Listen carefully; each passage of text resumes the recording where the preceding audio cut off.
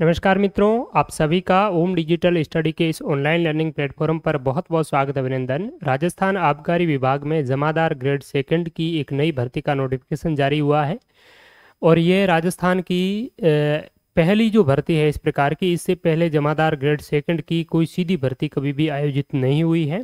तो इस डिपार्टमेंट की इस भर्ती का जो डिटेल में सिलेबस है इस पर भी हम चर्चा करेंगे। साथ ही साथ इसके लिए कौन एलिजिबल हैं, कब इसका एग्ज़ाम होगा, इसके लिए शैक्षणिक अर्हता की क्या आवश्यकता पड़ेगी, क्या क्या शैक्षणिक अर्हता कब तक कंप्लीट हो जानी चाहिए, इसके अलावा इसमें कुछ फिजिकल टेस्ट इत्यादि भी होंगे तो वो भी किस प्रकार का है उस पर भी हम चर्चा करेंगे। और इसके साथ साथ में इसकी एज लिमिटेशन, सिलेबस और ऑनलाइन फॉर्म कब से कब तक भरे जाएंगे, वो तमाम चीज़ें हम इस सेशन में है वो चर्चा करेंगे। तो देखिए ये कितने पदों पर है, पहले तो हम ये देख लेते हैं। तो इस भर्ती का नाम है जमादार ग्रेड सेकंड L5 की ये आपकी भर्ती है। और कहें तो जो आपके लिपिक ग्रेड सेकंड होते हैं, जूनियर असिस्टेंट होते हैं, उसके समकक्ष पे लेवल की ये आपकी वैकेंसी है। इसमें अगर हम बात करें तो ये डिपार्टमेंट कौन सा है, राजस्थान आबकारी विभाग उदयपुर की ये भर्ती है। टोटल नंबर ऑफ पोस्ट की बात करें तो नॉन टीएसपी एरिया की 64 है, टीएसपी एरिया की 8, 72 कुल मिलाकर के आपके इसमें वैकेंट पोस्ट है। और पदों की संख्या जो है वो 100% वाला जो नियम है अब जो लागू हो गया है, तो बाद में हो सकता है बढ़ भी सके। ठीक है, तो यहाँ पर देखें आवेदन की प्रक्रिया क्या रहेगी। तो वही प्रक्रिया है, आपको एसएसओ पोर्टल के माध्यम से वन टाइम रजिस्ट्रेशन किया हुआ है तो आप निःशुल्क आवेदन है वो कर पाएंगे। और पहली बार कर रहे हैं तो आपको आवेदन का भुगतान, फीस का भुगतान है वो आपका करना होगा। यहाँ पर कैटेगरी वाइज सीटों का जो है वो क्लासिफिकेशन दिया हुआ है। जनरल कैटेगरी की 22 सीटें हैं, जिसमें सामान्य महिलाओं के लिए 7 सीटें रिजर्व है और विडो के लिए 2 सीटें है वो आरक्षित है। अनुसूचित जाति के लिए 7 सीटें हैं, जनजाति के लिए भी 7 है, ओबीसी के लिए 4 है, एमबीसी के लिए 3 है, ईडब्ल्यूएस के लिए 5 है। तो इस प्रकार से ये सीटों का क्लासिफिकेशन है। और यहाँ पर हॉरिजॉन्टल जो रिजर्वेशन है वो भी यहाँ पर अलग अलग कैटेगरियों को वो दिया हुआ है। और ये आपके टीएसपी एरिया में आप सीटों का क्लासिफिकेशन है वो देख सकते हैं। इसके वेतनमान की यहाँ पर मैंने जो भी बताया आपको कि पे मैट्रिक्स लेवल L5 है, जमादार ग्रेड सेकंड का जो वेतन है। ठीक है, यानी कि इसमें अगर बात करें तो आपको प्रोबेशन पीरियड के दौरान 7वें वेतनमान के अनुसार 16,000 14,000 के आसपास में, 15,000 के आसपास में जो है वो 2 साल तक मिलने वाले। उसके बाद में जो है वो आपकी लगभग प्रोबेशन कंप्लीट होने के बाद में आप मान करके चलिए कि 40,000 के आसपास में आपकी सैलरी ऐसे बननी शुरू हो जाएगी। ठीक है, तो यहाँ पर जो आपकी प्रोबेशनर ट्रेनी के रूप में यहाँ पर फिक्स जो मासिक वेतन है वो दिया जाएगा और कोई विशेष रूप से आपको लाभ है वो नहीं दिया जाएगा। ठीक है, तो ये बात यहाँ पर है वो कही गई है। पात्रता शैक्षणिक योग्यता की बात करें तो इसमें एलिजिबिलिटी क्या है, तो इसमें आपको सीनियर सेकेंडरी होनी चाहिए, 12th पास आउट आप होने चाहिए। साथ ही साथ आपके पास में जो है वो आपकी क्या होनी चाहिए, कंप्यूटर का कोई भी डिग्री, डिप्लोमा या कोई भी सर्टिफिकेट है वो आपके पास में होना चाहिए। और न्यूनतम जो सर्टिफिकेट है कंप्यूटर का वो आपका RSCIT है।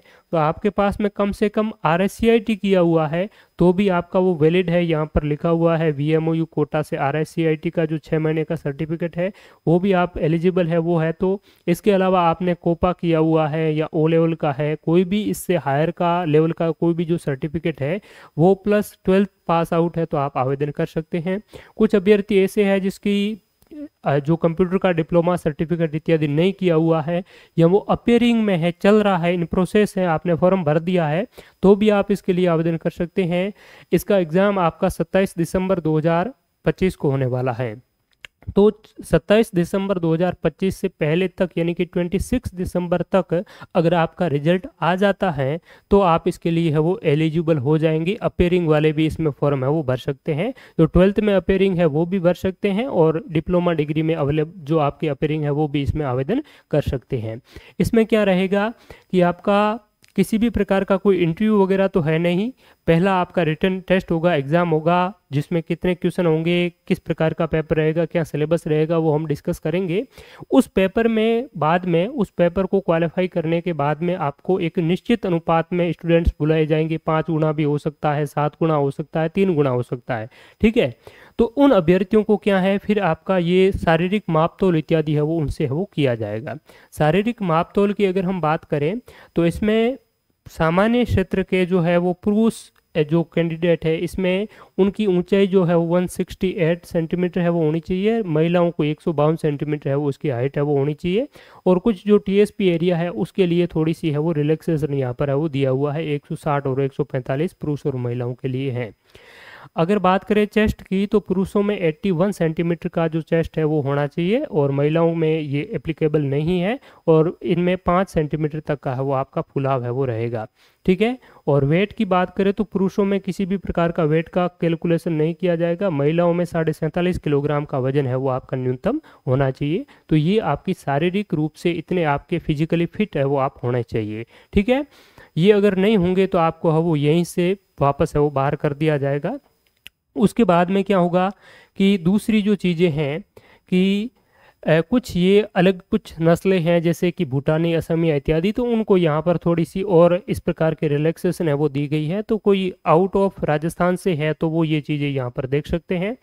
अब बात कर लेते हैं इसके अलावा भी उपयुक्त जो मापदंड हैं उनको अगर आप फुलफिल कर रहे हैं तो फिर आपकी क्या होगी, जो रेसिंग इत्यादि होगी, दौड़ परीक्षण इत्यादि जो होगी वो होने वाली है। तो इसमें देखिए पुरुष कैंडिडेट के लिए जो टेस्ट होगा वो 10 किलोमीटर की आपको मैराथन दौड़ है वो करनी होगी। कितने समय में? 60 मिनट में, 1 घंटे में 10 किलोमीटर आपको है वो ये कंप्लीट है वो करनी होगी, तब आप इसके लिए एलिजिबल फाइनली हो जाएंगे। ठीक है। महिलाओं के लिए है वो 5 किलोमीटर 35 मिनट में है वो दौड़ना होगा। एक्स सर्विसमैन के लिए 5 किलोमीटर 30 मिनट में है वो दौड़ना होगा। और SC/ST कैंडिडेट के लिए भी यहाँ पर है वो लिखा हुआ है। ठीक है। TSP एरिया के लिए विशेष रूप से थोड़ी बहुत रिलैक्सेशन यहाँ पर दी गई है, 5 किलोमीटर 30 मिनट में आपको दौड़ना होगा। तो ये तो आपकी है वो दौड़ है। तो ये जो है आपका जो सेकंड फेज है जिसमें फिजिकल होगा, आपकी शारीरिक मापतोल होगी, तो इसमें किसी भी प्रकार के कोई मार्क्स नहीं दिए जाएंगे, कोई नंबर आपको इसमें नहीं मिलने वाले हैं। चाहे आप ये दौड़ 1 घंटे में 60 किलोमीटर पूरी करें तो आप क्वालिफाई हो जाएंगे, और आप 10 किलोमीटर की दौड़ अगर 40 मिनट में करते हैं, 50 मिनट में करते हैं या 30 मिनट में भी करते हैं तो भी आपको उतना ही जो है वो तवज्जो मिलेगी, उतना ही आपको वेटेज मिलेगा जितना है वो बाकी वालों को मिलता है। तो ये आपका क्या है, एक प्रकार का क्वालिफाइंग नेचर है। ये फिजिकली टेस्ट आपको करेंगे तभी आपको फाइनली जो है वो आपको इसके भर्ती परीक्षा के लिए योग्य माने जाएंगे। इसके लिए कोई एक्स्ट्रा आपको मार्क्स है वो नहीं मिलेगा। ठीक है। तो आपकी मेरिट जो बनेगी वो किस आधार पर बनेगी, जो आपका रिटन टेस्ट होगा उस रिटन टेस्ट के आधार पर आपके वो फाइनल मेरिट है वो बनने वाली है। ठीक बात है। तो ये चीज़ें हैं। इसके अलावा ये शैक्षणिक योग्यता के बारे में यहाँ पर बात कही गई है कि जो फाइनल ईयर में अपेयरिंग है, चाहे आप 12th में हो या आपकी RSCT इत्यादि है उसमें आप अपेयरिंग है तो आप आवेदन कर सकते हैं, लेकिन जब इसका एग्ज़ाम होगा उस एग्ज़ाम से पहले तक आपके पास में इसके लिए क्या है, योग्यता है वो कंप्लीट हो जानी चाहिए। जब आप फॉर्म भरे उस समय आपको ये चीज़ें कुछ अपलोड करनी होगी जो आप यहाँ पर है वो देख सकते हैं। अगर आप अपेयरिंग में है और आपने फॉर्म भरा हुआ है जैसे RSCT के लिए इत्यादि कंप्यूटर कोर्स के लिए, तो उसकी जो फीस रिसिप्ट इत्यादि है वो आपको साथ में अपलोड करनी होगी। वो सारी चीज़ें ट्रांसपेरेंटली जो है वो आपको वहाँ पर है वो मेंशन करके बताना होगा। ठीक बात है। इसके अलावा ये राष्ट्रीयता इत्यादि है वो दी गई है। आयु सीमा ये महत्वपूर्ण बात है।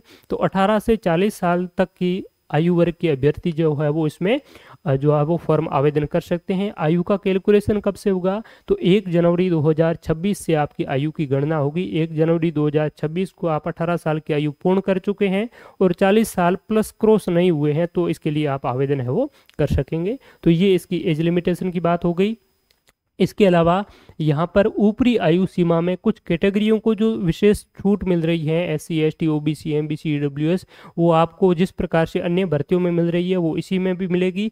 इसके अलावा कोई एक्स्ट्रा आपको छूट है वो नहीं मिलेगी, क्योंकि इससे पहले इस प्रकार की कोई भर्ती जो आपकी हुई ही नहीं है। इस ऑनलाइन आवेदन की अवधि क्या है, ये बहुत ही महत्वपूर्ण बात है। तो 17 अक्टूबर 2025 से आपके ऑनलाइन आवेदन शुरू हो गए हैं और 15 नवंबर 2025 को मध्य रात्रि तक आपके ऑनलाइन आवेदन है वो भरे जाएंगे। और इसी दौरान आपको है वो क्या करना है, वेबसाइट पर आवेदन पत्र है वो फिलअप करना है। फीस जमा करवाने की भी यही डेट है वो रहेगी। ठीक बात है। तो ये ऑनलाइन आवेदन की डेट 17 अक्टूबर से 15 नवंबर 2025 तक है। परीक्षा का आयोजन कब होगा? तो 27 दिसंबर 2025 को आपका एग्जाम है वो आपका आयोजित होने वाला है। आपकी परीक्षा स्कीम है, पाठ्यक्रम है, जिसमें आपका राजस्थान का सामान्य ज्ञान है, सामाजिक अध्ययन है, सोशल स्टडीज है, इसके अलावा ज्योग्राफी है, हिस्ट्री है, कल्चर है राजस्थान की, इसके अलावा साइंस है, गणित, मैथ्स है, ठीक है, गणित, साइंस, विज्ञान इत्यादि, इसके अलावा करंट अफेयर्स है। और राजस्थान के विशेष संदर्भ में जो है वो उच्च माध्यमिक स्तर के जो प्रश्न है वो आपसे ज़्यादातर पूछे जाएंगे, यानी कि सबसे ज़्यादा इसमें ज़्यादातर जो वेटेज दिया गया है वो राजस्थान सामान्य ज्ञान को दिया गया है, जिससे राजस्थान के अभ्यर्थियों को इससे सबसे ज़्यादा है वो फायदा होने वाला है। टोटल नंबर ऑफ प्रश्न आपके 100 होंगे और 100 अंकों का पेपर होगा, 2 घंटे का इसमें समय है वो रहने वाला है। 1/3 नेगेटिव मार्किंग भी होगी, ऑब्जेक्टिव टाइप का आपका पेपर रहने वाला है। यहाँ पर अगर सिलेबस की बात करें डिटेल में, तो इन्होंने डिटेल में सिलेबस दिया है। एक राजस्थान की हिस्ट्री से संबंधित आपसे प्रश्न पूछे जाएंगे, जिसमें कि ये 50 अंक का पोर्शन सामान्य ज्ञान और सामाजिक अध्ययन का वो रहने वाला है, जिसमें राजस्थान की प्राचीन सभ्यता, पुरातात्विक स्थल है, प्रमुख राजवंश, प्रमुख शासक, उनकी जो अचीवमेंट क्या है। इसके अलावा 1857 का रिवोल्ट है, पीजेंट मूवमेंट, जनजाति आंदोलन, प्रजामंडल, राजस्थान का एकीकरण और राजस्थान के ऐतिहासिक व्यक्तित्व है। ठीक है, तो ये बहुत सिंपल सा बेसिक सा राजस्थान इतिहास है, आपसे सवाल पूछा जाएगा। और इसके लिए आप कंप्लीट राजस्थान जो हिस्ट्री, आर्ट एंड कल्चर है वो अच्छे से पढ़ना चाहते हैं, तो ओम डिजिटल स्टडी लर्निंग एप्लीकेशन पर इसका संपूर्ण आपको कोर्स मिल जाएगा, तो उसके माध्यम से आप ये तैयारी कर सकते हैं। इसके अलावा अगर आप स्मार्टली, और अगर आपने पहले कहीं पढ़ रखा है, तो प्रीवियस पेपरों का जो सॉल्यूशन है वो मैराथन के रूप में करवाया गया है। 2024-25 के मेनली जो पेपर्स है उनका सॉल्यूशन हमारे इसी यूट्यूब चैनल पर मिल जाएगा, तो उसके माध्यम से आप बहुत ही अच्छी तरीके से प्रैक्टिस है वो कर सकते हैं। कैसे सवाल पूछे जा रहे हैं, क्या आपकी पढ़ने की अप्रोच होनी चाहिए, वो आपको बहुत अच्छी तरीके से वो उसके माध्यम से पता चल पाएगा। तो वो इन वीडियो के डिस्क्रिप्शन में आपको उसकी लिंक उन वीडियोस की मिल जाएगी, तो उनको आप फॉलो कर सकते हैं। राजस्थान की कल्चर की बात करें तो इसमें स्थापत्य और चित्रकला है। स्थापत्य में राजस्थान के जो मंदिर है, हवेलियाँ है, मस्जिद है, महल है, ठीक है, किले, हवेली इत्यादि, वो स्थापत्य में है वो रहने वाला है। और राजस्थान की पेंटिंग, चित्रकला आप सभी जानते हैं।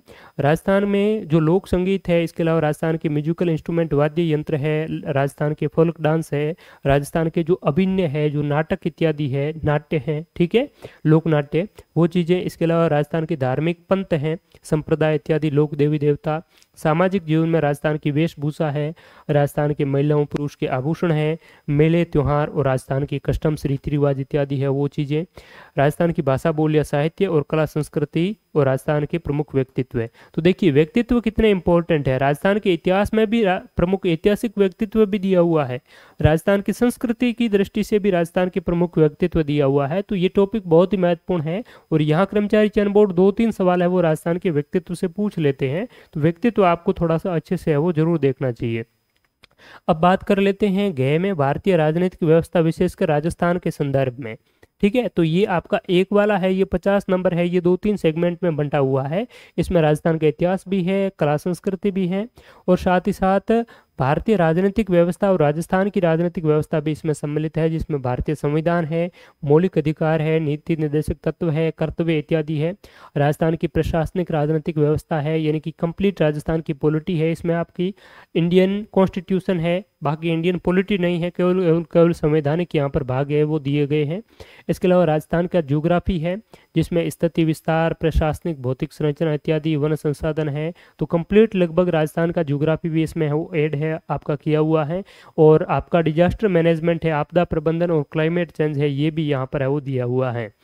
राजस्थान की इकोनॉमी, तो राज्य के विकास में उद्योग, कृषि, पशुधन, खनिज क्षेत्र की क्या भूमिका है, विशेषता अर्थव्यवस्था की क्या है, उसकी क्या प्रॉब्लम्स हैं, वो चीज़ें हैं वो दी गई हैं। राज्य की जो आय है, बजटिंग है, इस प्रकार से, यानी कि राजस्थान को आपको इसमें क्या पढ़ना है कि आर्थिक सर्वे राजस्थान का पढ़ना होगा, जिसमें जो जो टॉपिक दिए हुए हैं वो आपको कवर करना होगा।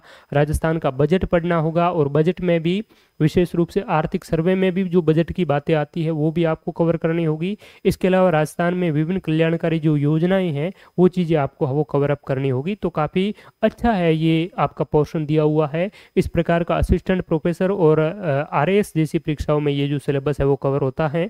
ठीक है, तो ये चीज़ें आपको वो तैयार करना है। और इसके अलावा जो आपकी एवरीडे साइंस है, जिसमें बेसिक से 10th लेवल की आपकी इसमें विज्ञान है वो पूछी जाएगी। भौतिक, रासायनिक परिवर्तन, धातु अधातु, यौगिक, प्रकाश के नियम, शब्दावली, आनुवांशिकी से संबंधित मानव शरीर है, पोषण है, मानव रोग इत्यादि, पारिस्थितिक जैव विविधता और सूचना प्रौद्योगिकी संबंधी कंप्यूटर का ज्ञान है। इसके अलावा थोड़ी बहुत इसमें मैथ्स है आपकी, और ये 15 अंकों की होगी मैथ्स, और ये आपकी 20 अंकों की होगी। यानी कि जो आपके 50 अंक जो होंगे, जिसमें राजस्थान की इकोनॉमी है, राजस्थान की पॉलिटी है, राजस्थान की हिस्ट्री, ज्योग्राफी और राजस्थान की कल्चर, साथ ही साथ भारत का संविधान वाला जो पोर्शन है वो थोड़ा बहुत उसमें रहने वाला है। वो कुल मिलाकर के आपके कितने नंबर का, 50 मार्क्स का, और 20 मार्क्स की साइंस है, 15 मार्क्स का इसमें मैथ्स है, और 15 ही मार्क्स का इसमें है वो राजस्थान और नेशनल लेवल का आपका करंट अफेयर्स है। इसमें भी प्रमुख जो व्यक्तित्व है, कार्यक्रम और नीतियां हैं सरकार की।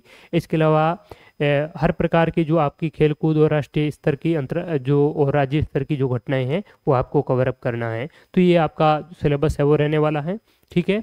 और इसमें आपके 5 जो विकल्प मिलेंगे जिस प्रकार से अन्य परीक्षाओं में हो दिए जाते हैं, तो यही आपका पैटर्न इसमें है वो फॉलो होने वाला है। और 10% से अधिक प्रश्नों को किन्हीं 5 गोलों में से गहरा नहीं करने पर आपको वो अयोग्य घोषित कर दिया जाएगा, ठीक है। तो ये इस भर्ती की संपूर्ण जो जानकारी मैंने आपको है वो बताई।